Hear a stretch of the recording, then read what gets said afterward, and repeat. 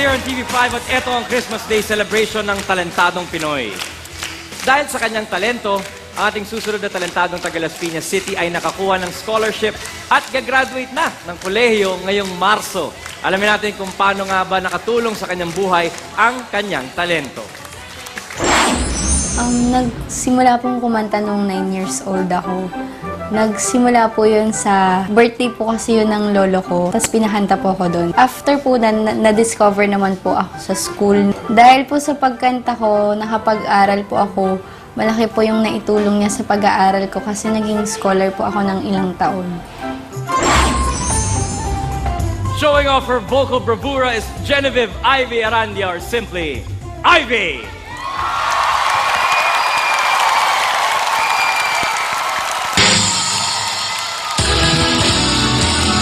Ready for me, love, cause I'm a comer. I simply gotta match my heart's a drummer. Don't bring around a cloud to rain on my parade. I'm gonna live and live now. Get what I want, I know how. One roar for the whole shebang. One throw that bell will go bang. I on the target and when one shot, one gun shot, and bam! Hey, Mr. Ramsey, here I am. I'm much more than now. I will bear my drum, and if I'm in doubt, your turn at bat, sir. At least I didn't fake it hot, sir. I guess I didn't make it. Get ready for me, love, cause I'm a comer. I simply gotta match my heart to the rubber, no. But I don't know, nobody is gonna rain on my parade.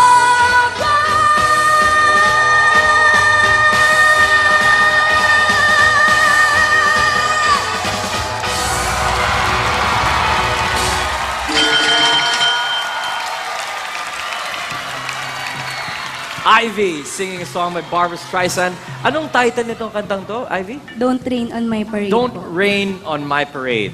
So, what do you say, guys? Well, that song is from a musical, Funny Girl, na ginawang movie ni Barbra Streisand. So she's very famous for that song.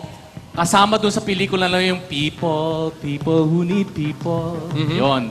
So it's a very famous Broadway musical song and it's usually a showstopper. Bongga talaga, pangpakitang gilas yan. Yeah. So you sang it very well, although hindi siya sa konteksto ng musical, pero you gave it your own interpretation.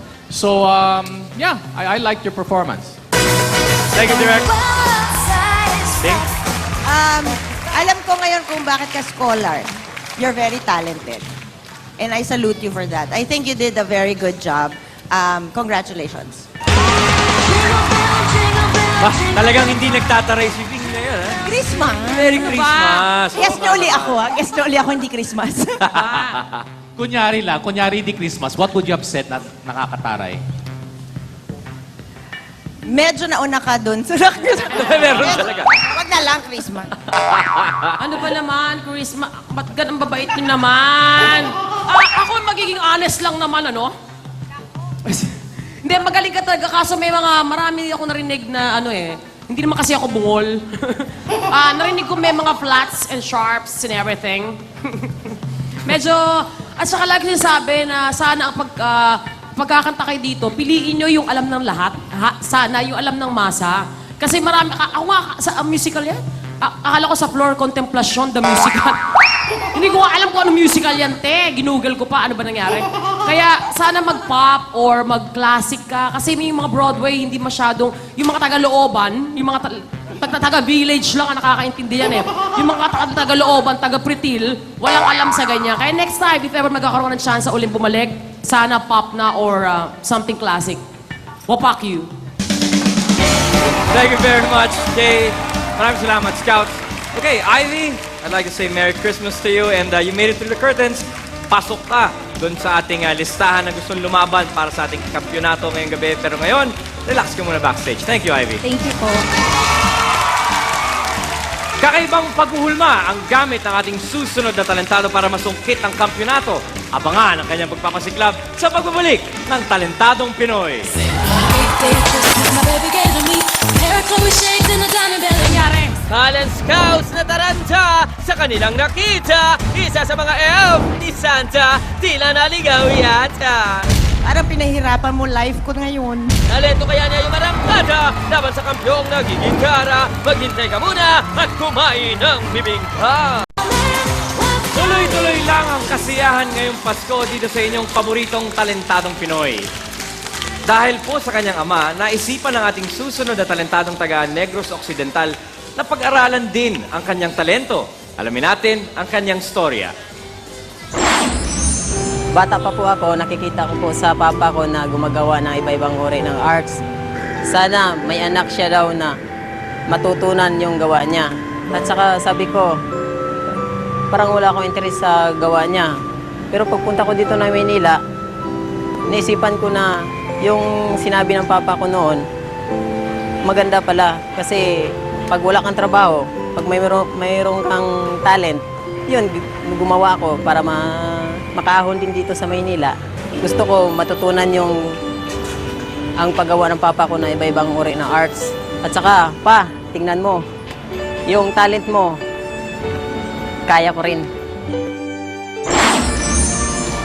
Spreading some holiday cheer with his skill is Eugene Gomez, or simply Eugene!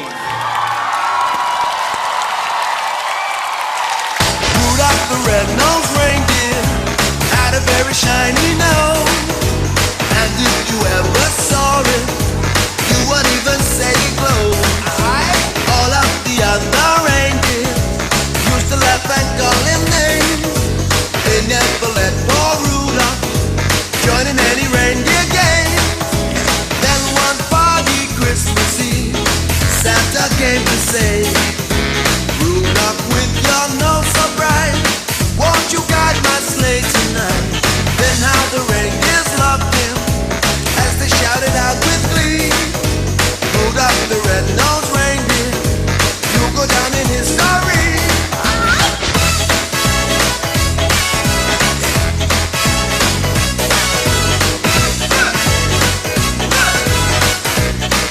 It's Christmas mambo style.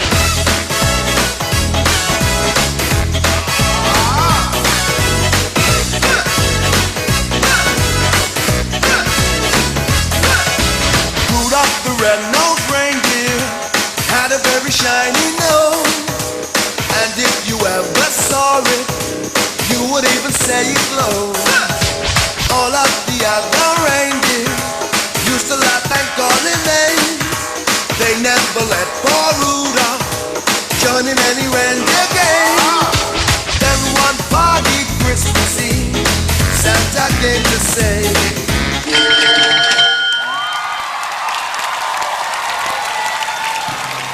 Eugene, our clay artist.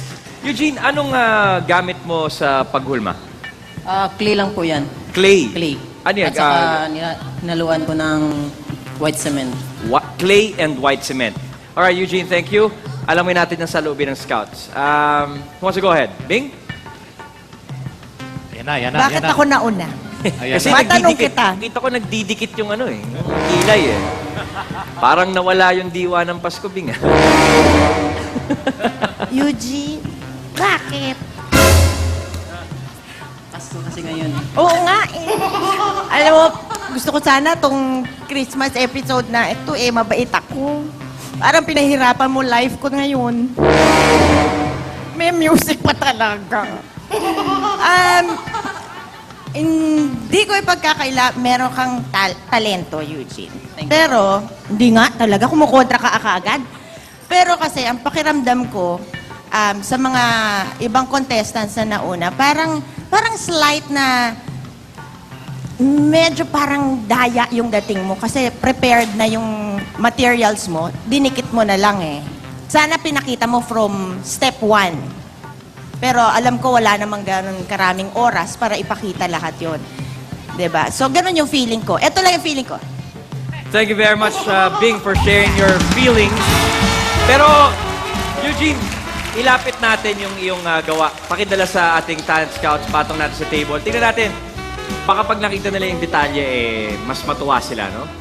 Kay, what are your impressions on Eugene's talent?